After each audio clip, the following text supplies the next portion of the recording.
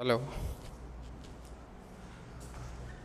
Okay, so welcome back, and my dear friends, this is lecture number 16 on StatMech. And before moving on lecture 16, first of all, we have to discuss what we have done in earlier lectures. Okay, so in lecture, I think 11 to 15, we have done micro canonical ensemble. Clear? और उसका theory और problem हो गया. So next topic should be what?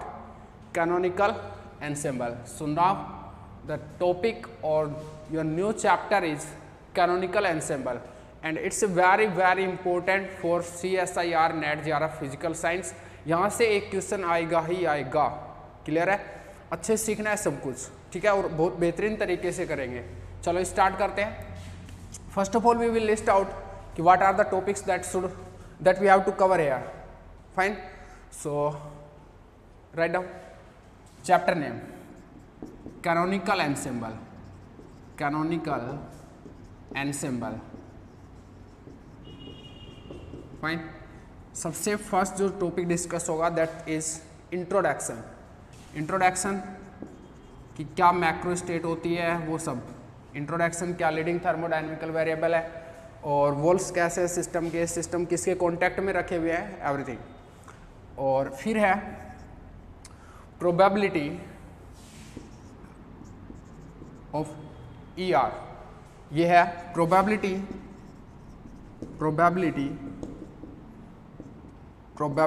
That RH system in ensemble will be found out in energy state या energy level ER. Fine. उसके बाद में आप करोगे पार्टीशन फंक्शन कि what is partition function. Fine. And its physical meaning, and इसको separate कर देते हैं.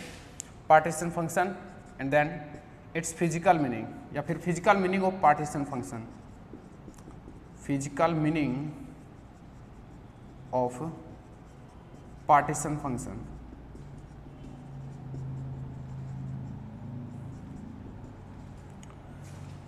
Next we will talk about relation between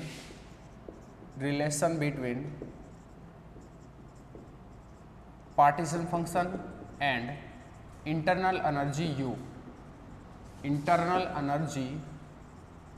U. Fine. उसके बाद में बात करेंगे relation between partition function and Helmholtz free energy A. Helmholtz free energy A. इन दोनों के बीच में रिलेशन क्या है, ठीक है. And after that we will talk about various thermodynamical variables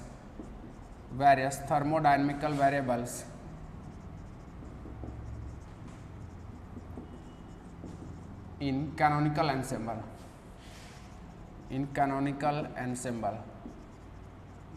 ठीक है. And after that energy fluctuation in canonical ensemble.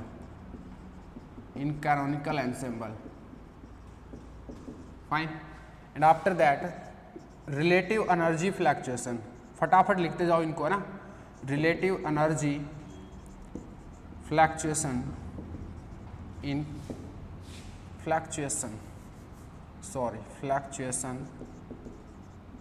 canonical ensemble. Relative energy fluctuation in canonical ensemble. Fine, it's okay. Ensemble. ठीक है. And after that two important questions will be discussed. First is why a system can be studied by any ensemble approach. In any ensemble approach. in any ensemble approach. कोई भी मतलब किसी भी ensemble में कैसे एक सिस्टम को study कर सकते हैं, मतलब एक सिस्टम है आप पे, उसको micro canonical, canonical, grand canonical तीनों में क्यों डिस्कस कर सकते हैं, कैसे डिस्कस कर सकते हैं, ठीक है, तीनों में कैसे कर सकते हैं। बोला था ना कि एक system can be discussed in any ensemble, why, ठीक है। और फिर है, और एक ये भी बात बोला था कि canonical ensemble is preferred over micro canonical and grand canonical. Then why it is preferred, why canonical ensemble, why canonical ensemble is preferred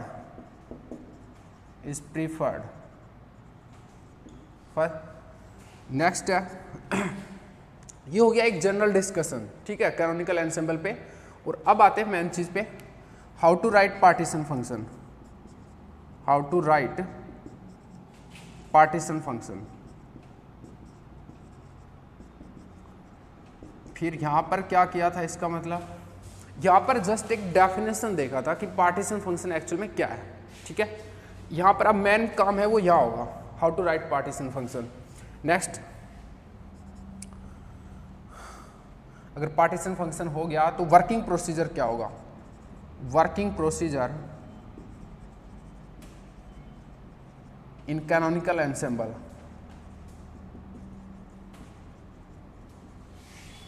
काम कैसे करना है कैनोनिकल एनसेम्बल में, हाउ टू वर्क, ठीक है। And after that various ensembles in canonical ensemble, sorry various systems in canonical ensemble, sorry यार,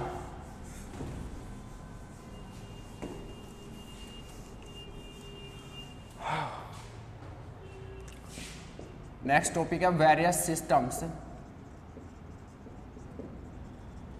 इन canonical ensemble.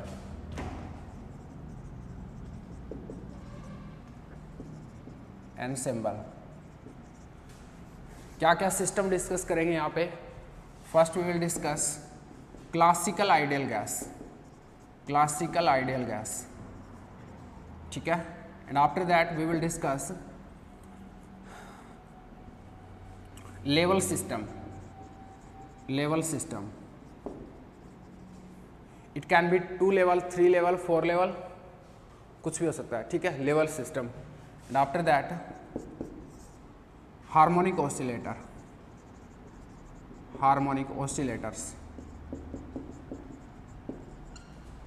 Oscillators they can be classical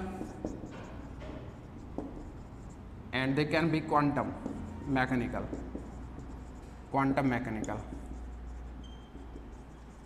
ठीक है। यहाँ पर 2 पार्ट होंगे, ठीक है, एक classical and second is quantum mechanical. Fourth harmonic oscillator and then we will discuss magnetic system, magnetic dipoles, या मैग्नेटिक सिस्टम बोल देता हूँ मैं, ठीक है, magnetic system. And here once again it will be case of classical dipole. अभी है ना जस्ट टॉपिक लिख लो आप और ये केस हो सकता है क्वांटम डायपोल्स का। यहाँ पर फर्दर 2 केसेज है, ऐसे लिख देते हैं, general case, special case of J equal to half और S equal to half. Fine, तो ये सब आपका टॉपिक है। हमने फर्स्ट ऑफ ऑल लिस्टिंग की है कि क्या क्या करना है हमको, ठीक है, राइट डाउन कर लो एक बार सबको सही से और फिर मूव करते हैं। फाइन, चलो हटा दें।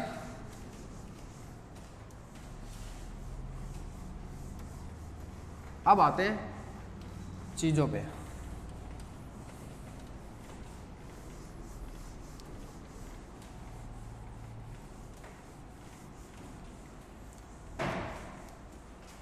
हो गया, और लेट मी सी कोई सिस्टम रहा नहीं हो। अबे सब हो गया, सही है, सेट है एकदम।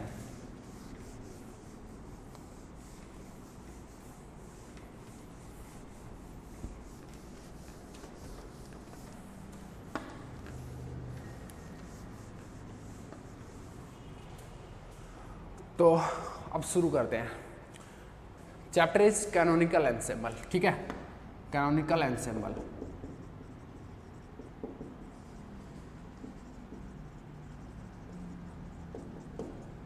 तो first topic is introduction. Introduction में क्या करना है? फर्स्ट ऑफ ऑल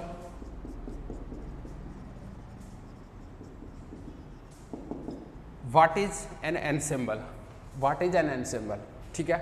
तो एंसेम्बल इज व्हाट, और फिर देखेंगे what is canonical ensemble. What is ensemble बहुत बार पढ़ लिया अब तक तो। So what is it? A collection of large number of mental copies of original system that are macroscopically identical but different microscopically, ठीक है, फास्टली लिख दो। a collection of large number of mental copies of original system that is macroscopically identical but different microscopically,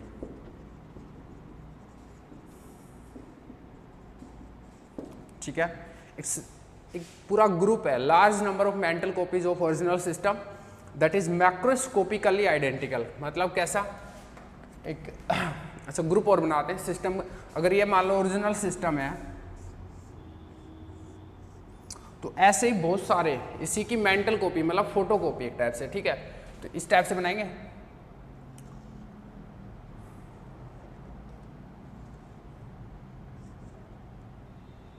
फटाफट बना देना।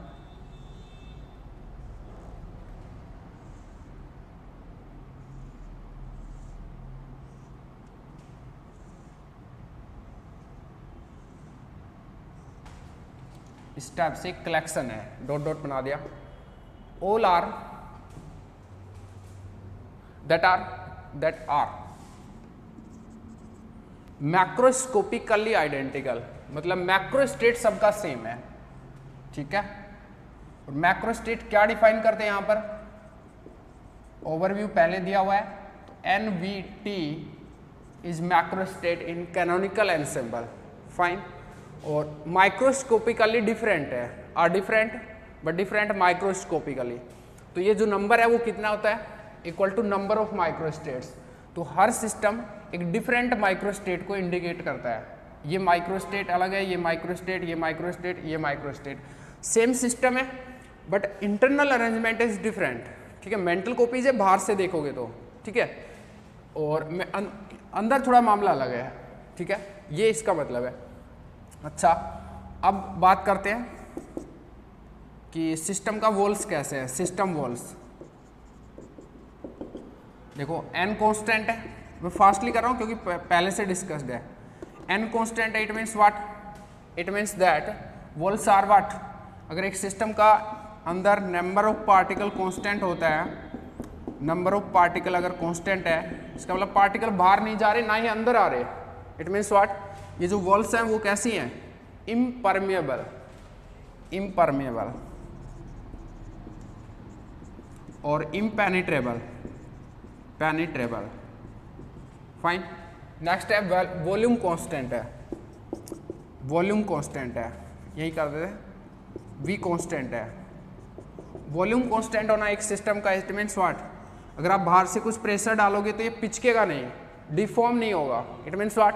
The walls are rigid, walls are rigid walls. Third thing is what?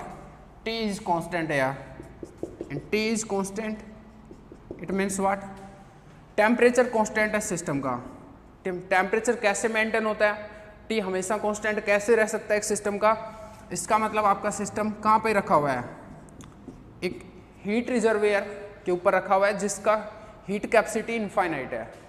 तो systems are in contact with heat reservoir, ठीक है, जिसका temperature T होता है, और उसके टेम्परेचर के इक्वल अपना टेम्परेचर ये मेंटेन करते हैं। कैसे? हीट का एक्सचेंज करते हैं, ठीक है, हीट एक्सचेंज होता है, यानी कि एनर्जी एक्सचेंज होता है सिस्टम का सराउंडिंग के साथ में, यानी कि हीट रिजर्वियर के साथ में।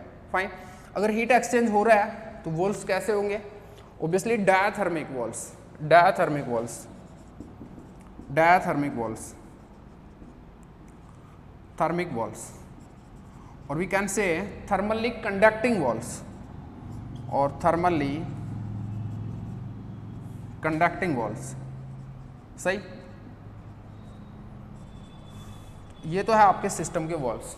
अच्छा, तो यहाँ पर एक चीज़ बिल्कुल क्लियरली पता लग गई कि जो आपके सिस्टम है एनसेम्बल में, जो वेरियस मेंबर्स हैं एनसेम्बल के, they are in contact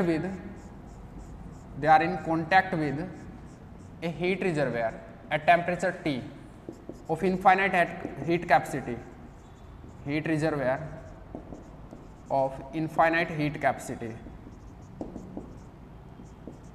heat capacity। अच्छा, एक चीज यहां पर देखना पड़ेगा आपको, जब भी क्वेश्चन आएगा ना कैनोनिकल एनसेम्बल का, तो वहां पर लिखा नहीं होगा कि ये कैनोनिकल एनसेम्बल का है, उसकी लैंग्वेज से आपको आइडेंटिफाई करना पड़ेगा। तो आप कैसे आइडेंटिफाई करोगे? All systems are at thermal equilibrium, या तो ये लिखा होगा या फिर लिखा होगा कि systems are in contact with a heat reservoir of infinite heat capacity. तो ये जो वर्डिंग है that indicates that this is the question of canonical ensemble. Fine, तो आप इस चीज को लिख के चलना, या फिर साइड में यहीं पे लिख दो ताकि आपको फ्यूचर में पता रहे कि ये लैंग्वेज आते ही आपको समझ जाना है कि क्वेश्चन कैनोनिकल एनसेम्बल का है। ऑल, सबका टेम्परेचर T है, all system are, all member या all systems are at thermal equilibrium, are at thermal equilibrium, और बोल सकते हैं आर इन कॉन्टैक्ट विद, और are in contact with a heat reservoir, a heat reservoir of infinite heat capacity, of infinite heat capacity।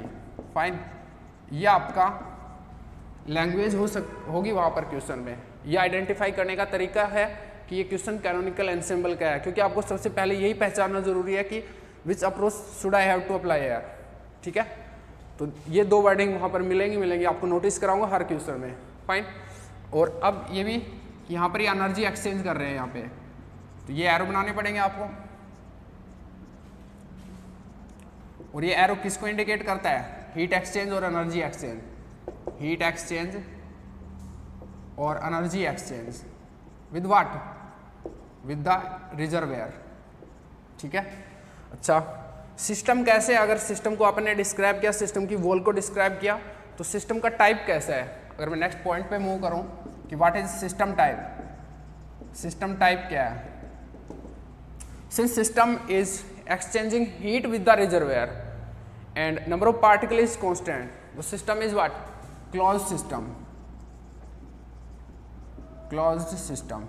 ठीक है, अच्छा, एक जो लेक्चर था जिसमें ओवरव्यू दिया मैंने तीनों का, वहाँ पर बाय मिस्टेक मेरे से एक गलत चीज़ लिखी गई कि मैंने माइक्रो कैनोनिकल एनसेम्बल में क्लोज सिस्टम लिख दिया, हालांकि वहाँ पर आइसोलेटेड सिस्टम होगा। ठीक है, तो आप इस चीज़ को पीछे जाके ठीक कर लेना।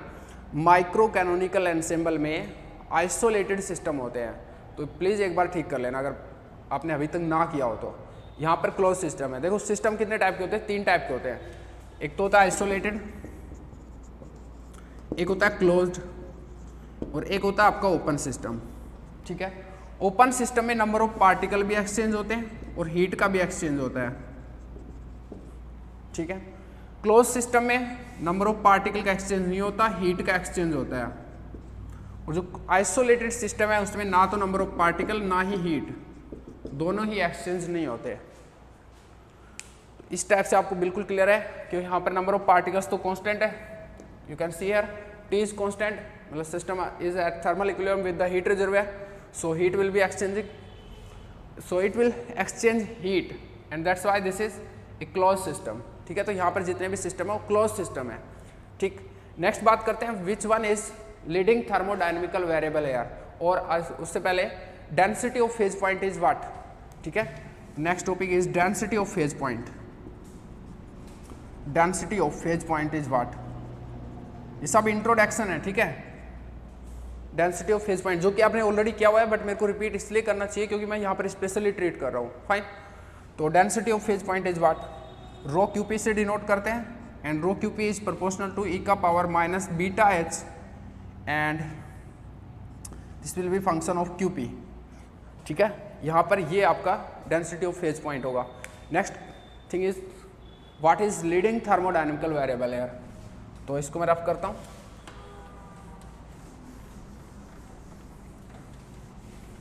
What is leading thermodynamical variable air.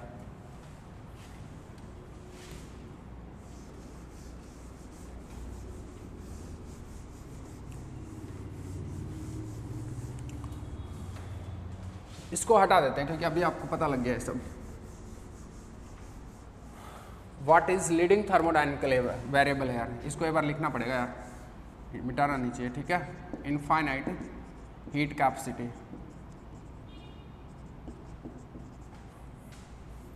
Leading thermodynamical variable है. Leading thermodynamical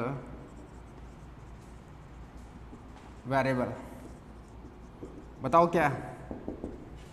Helmholtz free energy A. Helmholtz free energy. Free energy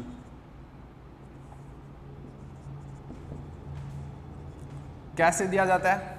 formula क्या है. A equal to minus K T L N Q. ठीक है, क्यू को आप क्या क्या लिख सकते हैं. Q1 and Qn. इस चीज़ का मतलब बाद में समझ में आएगा. वैसे अभी यहाँ पर एक चीज़ लिख लेना कि Q1 क्या इंडिकेट करता है, Qn क्या इंडिकेट करता है. Q1 करता है if system contains only single particle. If a single particle for a single particle system. For a single particle system. For single particle system मैं ऐसे लिख देता हूँ. Single, my God, single particle system. This is for what. n particle system. For n particle system. n particle system. ठीक है, और फिर है एक छोटा सा डिस्कशन. Discussion is what. देखो, since your system, your all systems are in contact with a heat reservoir, so before attaining equilibrium they will exchange heat with the heat reservoir. सही बात है. and that's why at any arbitrary time t before attaining equilibrium energy of a system, of a rh system, किसी को भी rh बोल दूं, can be anything between 0 and infinity. सही है, उस चीज़ को लिखते हैं. Since its system in ensemble, its system in ensemble या each member of ensemble, ठीक है, इस system in ensemble is exchanging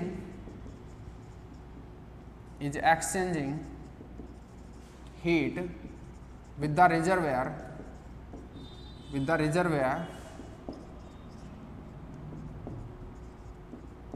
to attain equilibrium. To attain thermal equilibrium लिख दूं. To attain thermal equilibrium.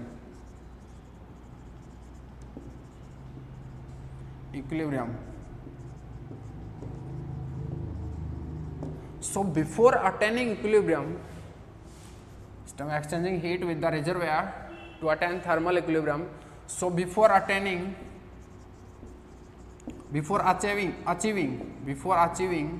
equilibrium, the energy of a RH system, of a system में लिख सकता हूँ किसी भी सिस्टम.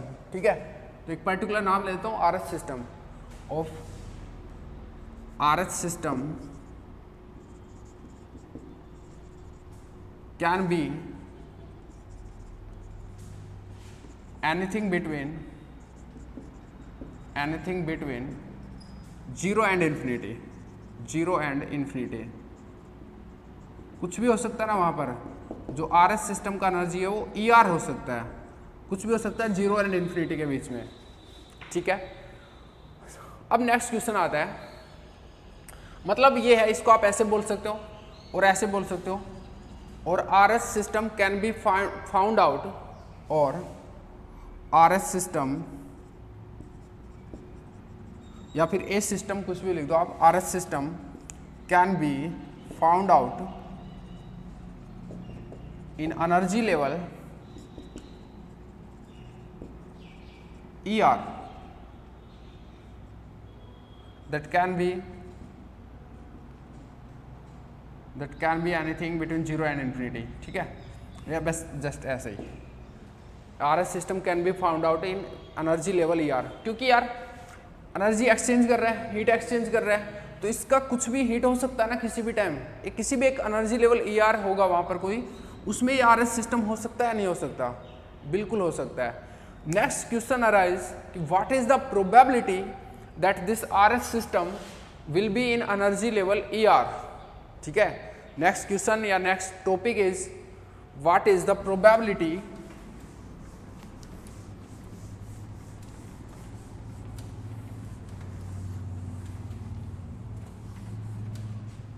नेक्स्ट टॉपिक पे आते हैं, what is the probability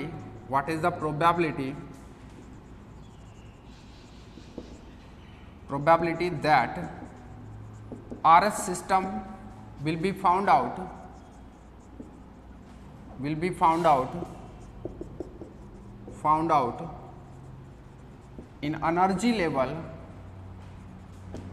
ER, और what is the probability that RS system will have energy E R, are S system का एनर्जी ई आर होगा, इस चीज का क्या प्रोबेबिलिटी है, क्योंकि एनर्जी एक वेरिएबल है यहाँ पर, ठीक है ना, ये बात अच्छे से ध्यान रखें। इसको मैं इस पूरे डिस्कशन को ऐसे कंक्लूड कर सकता हूँ कि energy is a variable in the system, ठीक है, energy is variable here, energy is variable, system की एनर्जी चेंज होती रहती है इन कैनोनिकल एनसेम्बल,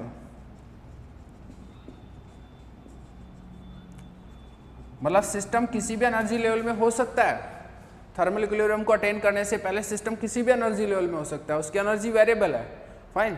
तो अभी उसी चीज का प्रोबेबिलिटी पूछा है कि what is the probability that are S system will be found out in energy level E are, इसको डिनोट करते हैं, it is denoted by E R, denoted by probability of having energy E R by the system, ठीक है, ये चीज, और यही आपको जानना है। देखो क्या होगा, हटाए, ये डिस्कशन ऑलरेडी हो चुका है, अब मुद्दे पे आ रहे हैं।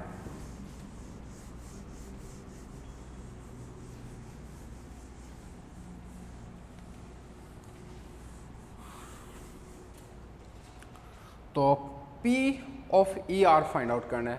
प्रोबेबिलिटी क्या होता है, प्रोबेबिलिटी जस्ट प्रोबेबिलिटी क्या होता है, प्रोबेबिलिटी का जो जनरल डेफिनेशन है वो क्या होता है भाई, favourable cases divided by total cases, तो बस वैसे ही कर लेंगे, फेवरेबल केसेस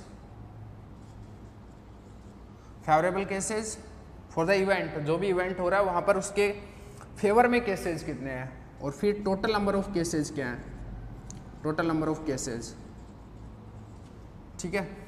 अभी सिचुएशन क्या है कि वहां पर बहुत सारे लेवल हैं,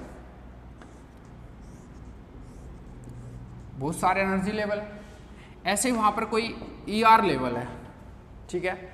अब जो वेरियस मेंबर्स हैं एनसेम्बल के, वो कहीं पर भी हो सकते हैं, कुछ यहाँ पर, कुछ यहाँ पर, कुछ यहाँ पर, कुछ यहाँ होंगे, कुछ यहाँ होंगे, इस लेवल में होंगे E1, कुछ होगा E2, और मैंने डॉट डॉट करके ER बना दिया इसको, फिर ये भी कुछ लेवल होंगे, ठीक है, या फिर मैं इसको ER+1 कर देता हूँ, ER+2, ठीक है। इस टाइप से काफ़ी लेवल है वहाँ पर। तो जो वेरियस एनसेम्बल्स हैं उनकी एनर्जी, मतलब वेरियस जो सिस्टम्स हैं एनसेम्बल में, उन वो कोई सिस्टम इस लेवल में, कोई सिस्टम की एनर्जी E1 है, कुछ सिस्टम्स की एनर्जी E2 है, कुछ सिस्टम्स की एनर्जी ER है, कुछ सिस्टम की एनर्जी ये वैल्यू है, कुछ सिस्टम की एनर्जी ये वैल्यू है। जैसे यहाँ पर 4 सिस्टम है, यहाँ पर 3 सिस्टम है, यहाँ 4 सिस्टम है, यहाँ 4 सिस्टम है, यहाँ 4 और एक 5 सिस्टम है। ठीक है, अब ये RS सिस्टम इस लेवल में होगा, जिस सिस्टम की हम टारगेट कर रहे हैं वो सिस्टम आपका इस लेवल में होगा। इस चीज का क्या प्रोबेबिलिटी है? ठीक है, प्रोबेबिलिटी ऑफ ER क्या होगा भाई? फेवरेबल केसेस क्या है कि number of systems in energy level ER, ठीक है, number of systems, number of members in energy level ER,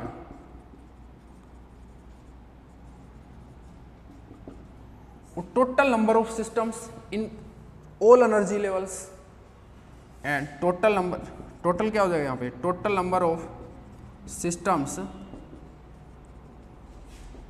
in all energy levels. Total cases यही तो हुआ, प्रोबेबिलिटी होता है favourable cases, total number of cases. Favourable cases क्या होंगे यहाँ पर? Number of systems in energy level ER, तो यही तो probability of finding the system in energy level ER पूछ रहे हो। What is the probability that RS system will be found out in energy level ER? Probability that RS system will have energy ER, तो वहां पर होगा तभी तो energy ER करे फाइंड आउट होगी, मतलब होगी उसकी। ये RS सिस्टम है, सही।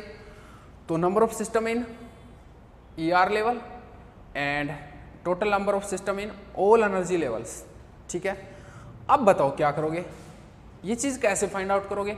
मैं इसको ऐसे लिख दूं एक बार कि दिस इज लेट NR कि number of system in energy level ER and this is total number of particle N, total number of systems N। ठीक है, कैसे फाइंड आउट करोगे? NR को number of system in energy level, ये चीज एक बात ध्यान रहे, ये नंबर ऑफ पार्टिकल नहीं है, या फिर मैं ऐसा कुछ सिंबल दूं नहीं, नंबर ऑफ सिस्टम था ये, है ना, कुछ देता ही नहीं हूं मैं, डायरेक्ट ही बात करता हूं। चलो, number of system in energy level ER, ध्यान दो सारे के सारे सिस्टम कहां पर हैं? थर्मल इक्विलिब्रियम में, और बात हो रही है नंबर की, number of systems in energy level ER, energy level में नंबर की बोल्ट्जमान डिस्ट्रीब्यूशन लॉ लगेगा, बिल्कुल लगेगा, और उसके अकॉर्डिंग ये नंबर क्या होगा? Number of systems in energy level ER क्या होगा? देखो by Boltzmann distribution law, Boltzmann distribution law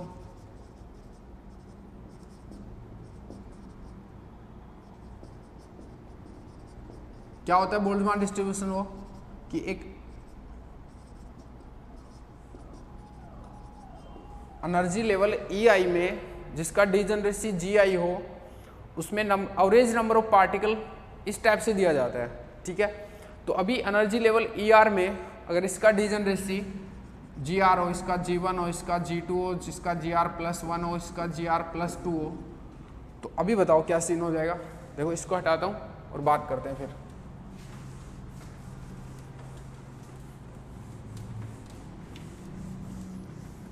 Boltzmann distribution लो आपके सामने है, तो ये चीज़ क्या हो जाएगी?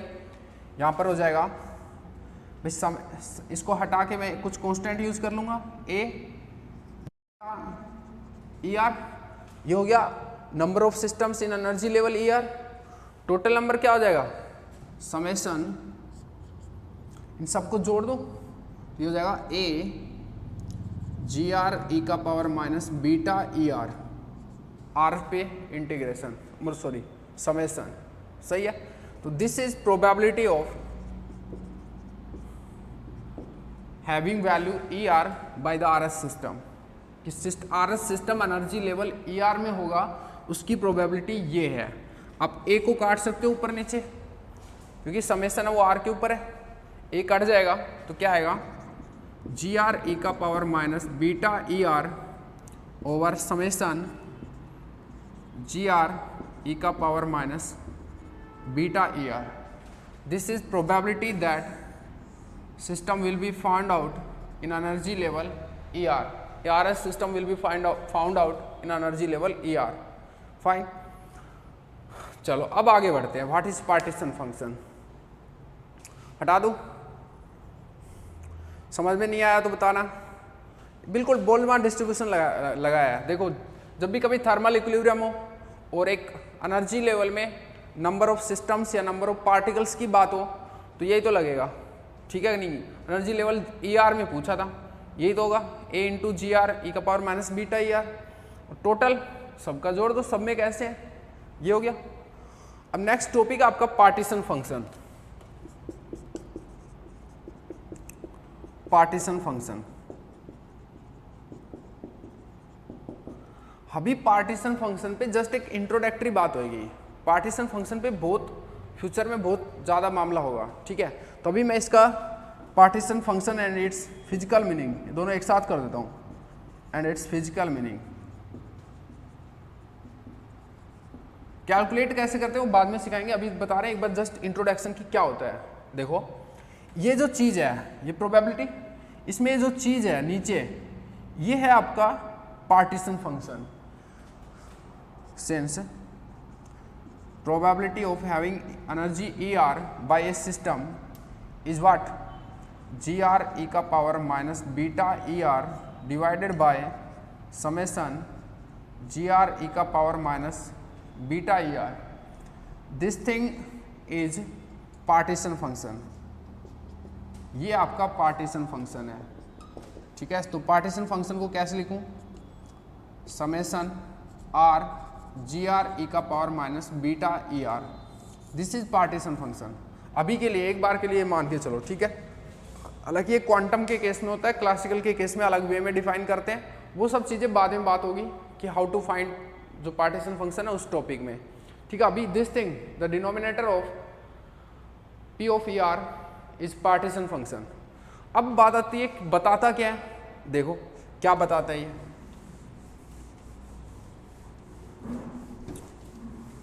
मतलब फिजिकल मीनिंग क्या है. मैं थोड़ा यहीं पे लिखता हूँ, कुछ इस स्पेस में लिखता हूँ. ठीक है, partition function tells about, partition function tells that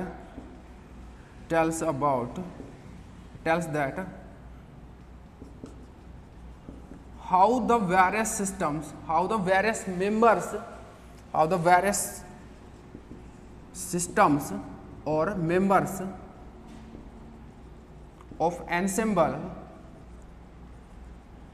of ensemble यानी कि ये बंदे.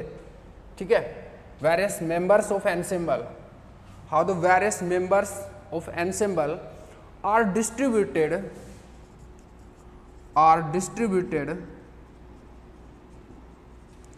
in various energy levels.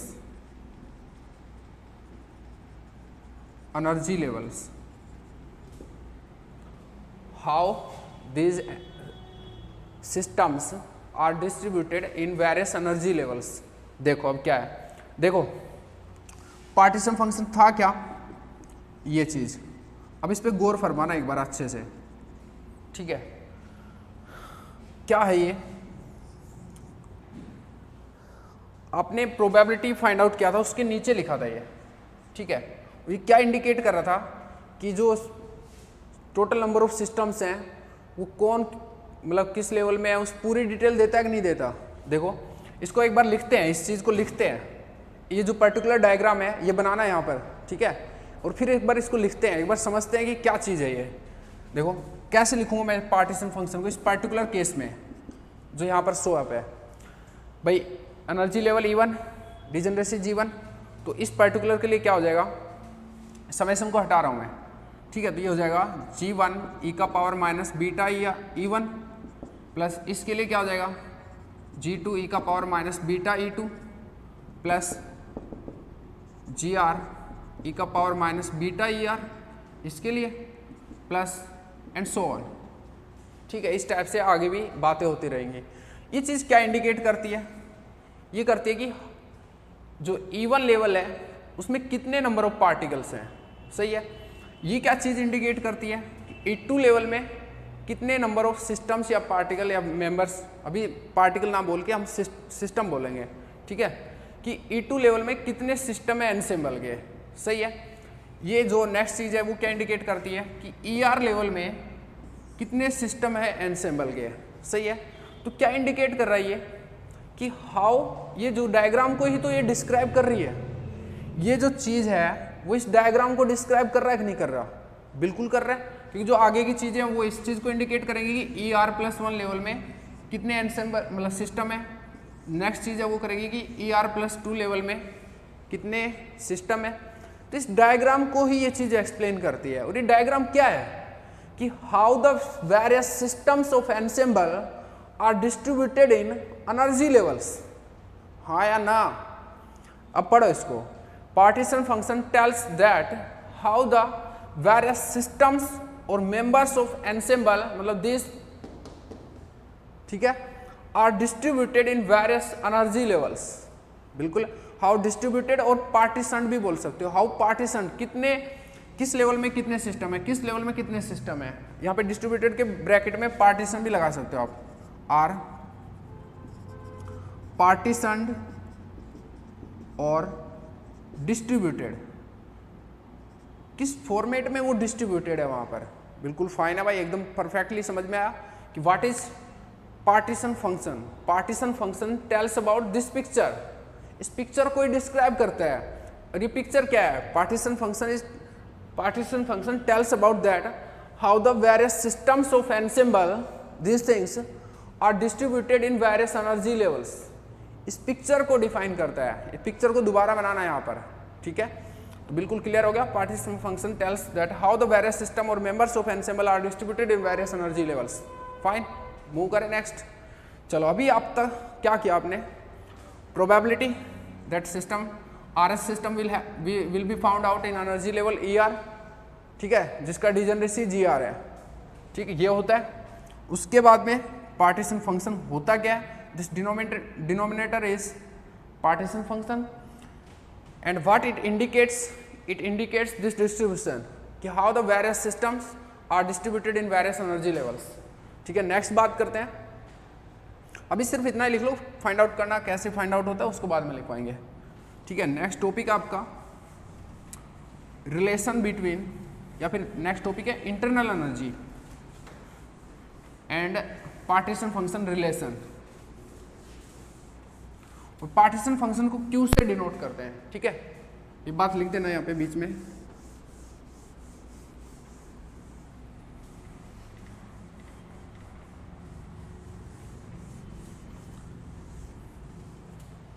Next है relation between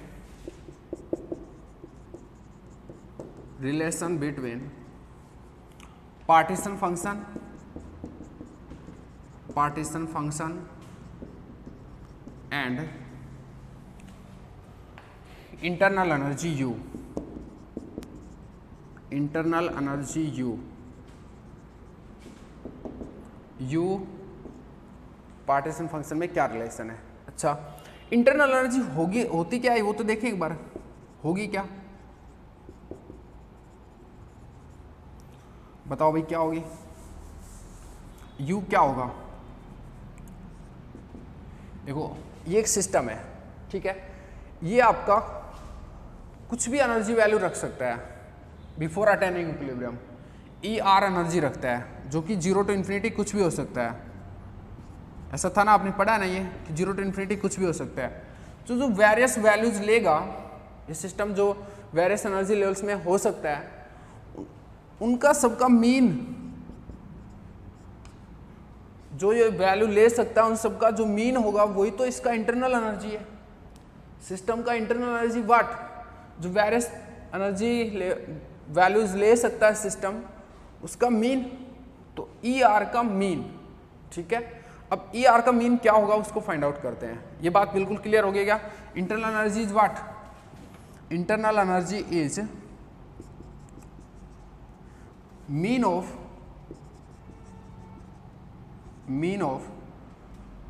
energy values that A system can have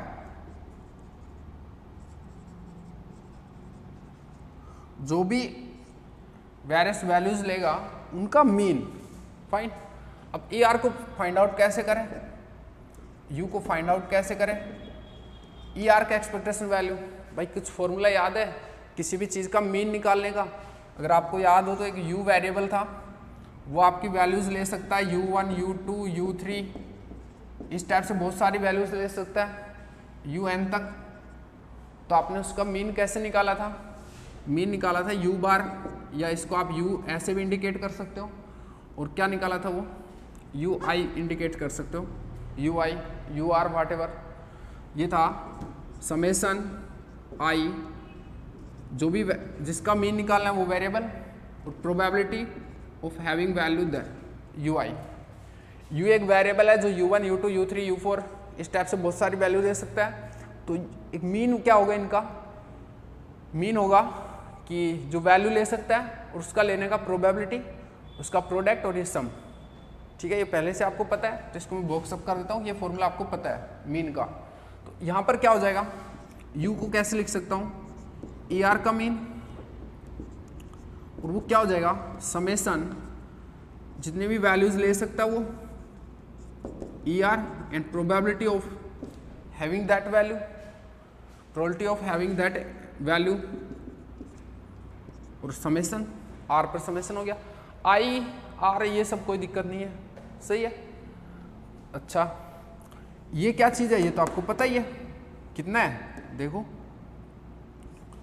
u equal to हो जाएगा फिर समेसन आर, ई आर तो आपको पता ही है, और प्रोबेबिलिटी ऑफ ई आर आपको ऑलरेडी पता है जो प्रीवियस डिस्कशन है। Probability of having value E R by the system क्या थी, जी आर ई का power minus beta E are. मैं ई आर को ऐसे लिख रहा हूँ, कोई दिक्कत नहीं होनी चाहिए ना, वो सेम चीज़ है, या फिर कर देता हूँ यार, चलो। प्रोबेबिलिटी ऑफ ई आर क्या था,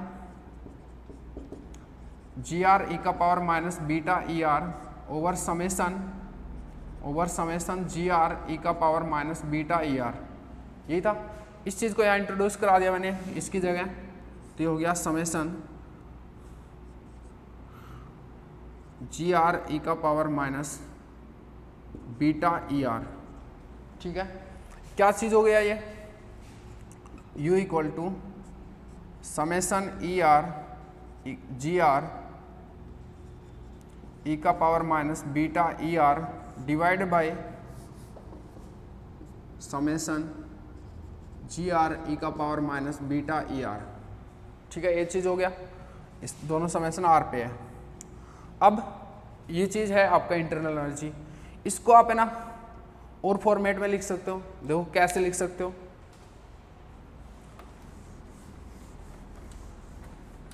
कैसे लिख सकते हो इस चीज़ को, इसको मैं ऐसे लिख सकता हूँ कि ln ऑफ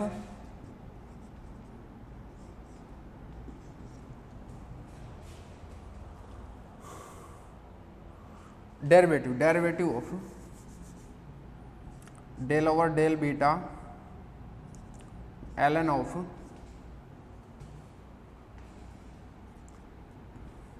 समेसन, या मैं वहाँ पे लिखता हूँ, आपको समझ में आएगा ना, इधर लिखता हूँ मैं, u है उसको मैं ऐसे लिख सकता हूँ, ये तो आप पे है, उस लाइन को एक बार वापस उठा के लाता हूँ ताकि आपको अच्छे से समझ में आए, ई आर जी आर ई का power minus beta E R. ठीक है, और फिर है नीचे समेसन जी आर ई का power minus beta E are, सही है ना एकदम, हाँ आर पे समेसन है। इस चीज़ को मैं ऐसे लिख सकता हूँ, देखो minus del over del beta ln of del over del beta ln of summation G R E का power minus beta E R, ऐसे लिख सकता हूँ इसको, ln of this thing minus del over del beta of this thing. कैसे, आप right side को एक बार सोल्व करके देख लो, यही चीज़ आ रही होगी, करके दिखाऊं। आप इसको बॉक्स अप में करना, लेकिन मतलब साइड में करना कहीं स्पेस में, ताकि आपको ये डिस्टर्बेंस, मतलब ये इससे ये कैसे लिखा है समझ में आ जाए, और आपका जो आगे का डिस्टर्बेंस है वो भी मतलब डिस्टर्बेंस ना हो आगे की कैलकुलेशन में। तो मैं इसको क्लियर करता हूँ, इस चीज़ को ऐसे कैसे लिख सकते हैं, देखो यहाँ तक तो बिल्कुल क्लियर है, कोई दिक्कत नहीं है भाई। इंटरनल एनर्जी क्या होगा, जो भी ई आर है उसका मीन ऐसे फाइंड आउट करते हैं, और उसको ऐसे कैसे लिख लिया वो अभी क्लियर हो जाएगा। देखो अब राइट साइड को सोल्व करो, minus del over del beta, और इसको बॉक्स कर देना भैया ना, एल एन ऑफ इस चीज़ को सोल्व करो, समेसन जी आर ई का power minus beta E are, solve करो क्या हो जाएगा। बीटा के रिस्पेक्ट में डेरिवेटिव है, ठीक है। एल एन समथिंग का क्या हो जाता है, 1 upon something, 1 upon summation G R E का power minus beta E are, बिल्कुल ठीक है। फिर समथिंग का वापस से, समथिंग क्या है, समेसन ये चीज़ है समथिंग में, और इसका करना है बीटा के रेस्पेक्ट में, तो समेसन आर जी आर कॉन्स्टेंट है, ई की पावर माइनस बीटा आर का क्या हो जाएगा, ई की पावर समथिंग का ई की पावर समथिंग, ई की power minus beta E R, ठीक है। अब जो समथिंग में है उसका, इसका क्या हो जाएगा, बीटा के रेस्पेक्ट में कर रहे हो तो क्या हो जाएगा, माइनस ई आर, बिल्कुल सही बात है या नहीं है, ठीक है। और ये जो ई आर है वो समेसन के अंदर ही है, क्योंकि आर के ऊपर ही है समेसन, तो पूरी चीज़ एक समेसन में है, ठीक है। इसको थोड़ा सॉर्ट आउट करके लिखते हैं, क्या हो जाएगा ये। और एक चीज़ है, माइनस और था यहाँ पर ऑलरेडी, ठीक है, मैंने डेरिवेटिव किया बीटा के रेस्पेक्ट में, माइनस ऑलरेडी था, तो ये माइनस और ये माइनस को मैं बाहर ले लूँ तो प्लस हो जाएगा, और फिर क्या हो जाएगा, ऊपर हो जाएगा समेसन आर ये वाली चीज़, ई आर इसको पहले लिख लिया, जी आर ई का power minus beta E are, summation के अंदर तो इधर उधर कुछ भी सफलिंग कर सकते हो ना, तो ई आर को मैं पहले लिख सकता हूँ, जी आर को बाद में लिख सकता हूँ, कोई दिक्कत नहीं है, इन तीनों को इधर उधर कैसे भी लिख सकता हूँ, फाइन, ठीक है। और नीचे चीज़ जो है वो ये है ही, ठीक है, ये भी समेसन आर के ऊपर है। अच्छा यही चीज़ तो आपकी यहाँ पर है, देखो मैच कराओ, यही है, तो इस चीज़ को मैं ऐसे लिख सकता हूँ ना, मैंने रिवर्स प्रूव कर दिया कि इसको ऐसे मैं ऑब्टेन कर सकता हूँ, तो बिल्कुल इसको आप ऐसे लिख सकते हो, बिल्कुल सही है। अब ये चीज़ क्या है यहाँ पर, ये आपका पार्टीशन फंक्शन ही तो है, ये पार्टीशन फंक्शन है, और पार्टीशन फंक्शन को क्या लिखते हैं आप, क्यू से, तो इसको मैं क्यू लिख देता हूँ, तो क्या हो गया, u इक्वल टू क्या हो गया, minus del over del beta l n of what, Q, सही है। And this is a very important result, ठीक। और आगे से ध्यान रहे, क्यू अगर सिस्टम में एक पार्टिकल है तो Q1 यूज करना है, और n पार्टिकल है तो Qn यूज करना है, but this is your formula for internal energy, और ये आपको डायरेक्टली याद रखना है, फ्यूचर पर्पज में हमेशा आपको ये याद रखना है कि U का ये फॉर्मूला होता है, ठीक है। इसको हम और आगे थोड़ा सा,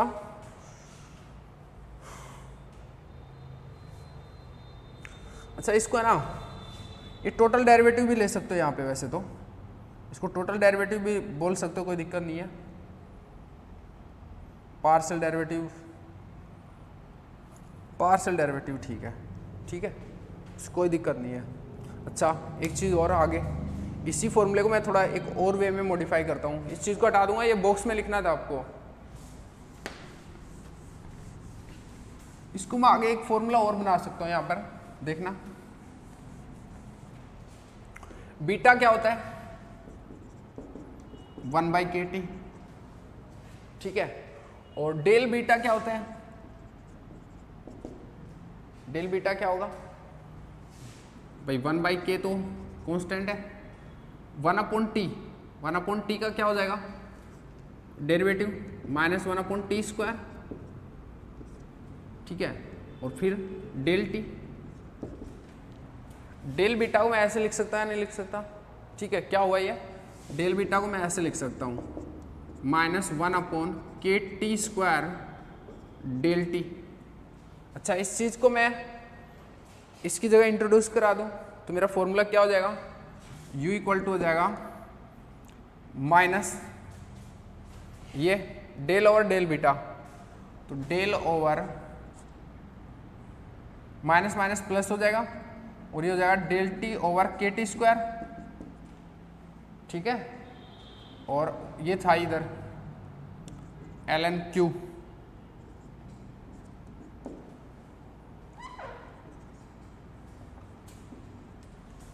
इस चीज़ को मैं कैसे लिख सकता हूँ, U equal to k T square del over del T ln Q.